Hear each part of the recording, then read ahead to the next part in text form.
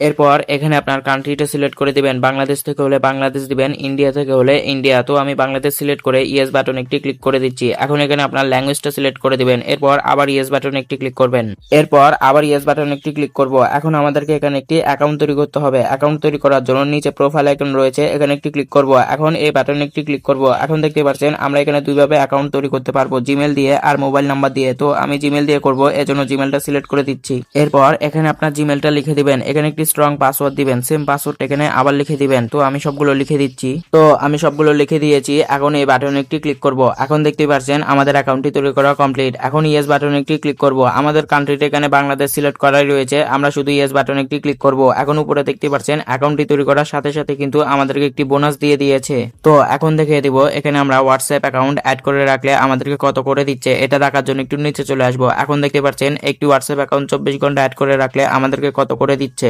আপনারা এই ডিটেলস বাটনে ক্লিক করে ডিটেলস গুলো একটু ভালো করে দেখে নেবেন। তো এখন দেখিয়ে দিব এখানে কিভাবে হোয়াটসঅ্যাপ এর মাধ্যমে কাজ শুরু করবেন। তো এখানে হোয়াটসঅ্যাপ এর মাধ্যমে কাজ শুরু করার জন্য নিচে টাস্ক বাটন রয়েছে, এখানে একটি ক্লিক করব। এরপর নিচে এখানে একটি ক্লিক করব। এখন আমাদের যে নাম্বারে হোয়াটসঅ্যাপ অ্যাকাউন্ট খোলা রয়েছে ওই নাম্বারটা এখানে লিখো। আমি আমার হোয়াটসঅ্যাপ নাম্বারটি লিখে দিচ্ছি। লিখে দেওয়ার পর হোয়াটসঅ্যাপ ওয়েব এই বাটনে একটি ক্লিক করব। এখন একটু লোডিং নিচ্ছে। লোডিং নেওয়ার পর নিচে দেখতে পাচ্ছেন আমাদেরকে কিছু কোড দিয়েছে, এই কোডগুলো এখান থেকে কপি করে নিব। কপি করার পর চলে আসবো হোয়াটসঅ্যাপে। হোয়াটসঅ্যাপে আসার পর উপরে 3 ডট লাইন রয়েছে, এখানে একটি ক্লিক করব। এরপর লিংকের ডিভাইস এখানে একটি ক্লিক করব। এখন নিচে আবার লিংকের ডিভাইস বাটনে একটি ক্লিক করব। এখন আমাদের মোবাইলের লক অথবা ফিঙ্গারপ্রিন্ট চালিয়ে দিয়ে দিব।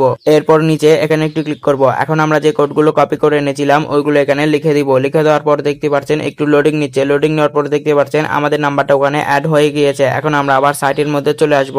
এখন দেখতে পাচ্ছেন আমাদের নাম্বারটা এখানে অ্যাড হয়ে গিয়েছে। এখন আমরা কন্টিনিউ বাটনে একটি ক্লিক করব। এখন প্রোফাইল আইকনে একটু ক্লিক করব। এরপর এখানে একটু ক্লিক করব। এখন দেখতে পাচ্ছেন আমি মাত্র যে নাম্বারটি অ্যাড করেছি এটা এখানে দেখাচ্ছে। আমরা যতগুলো নাম্বার এখানে অ্যাড করে রাখবো সবগুলো এখানে দেখাবে।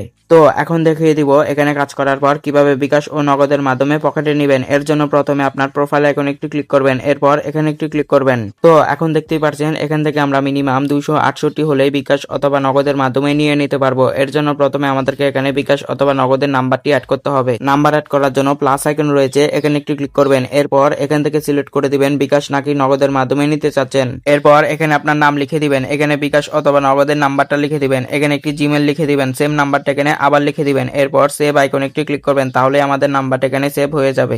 তো নাম্বারটি সেভ হওয়ার পর আমাদের অ্যাকাউন্টে যখনই ব্যালেন্স অ্যাড হবে তখন আমরা যেটা নিতে চাচ্ছি ওইটাতে একটি ক্লিক করব। এরপর এখানে একটি ক্লিক করব, তাহলেই তারা আমাদের নাম্বারে পাঠিয়ে দিবে। তো আশা করি সবাই বুঝতে পেরেছেন।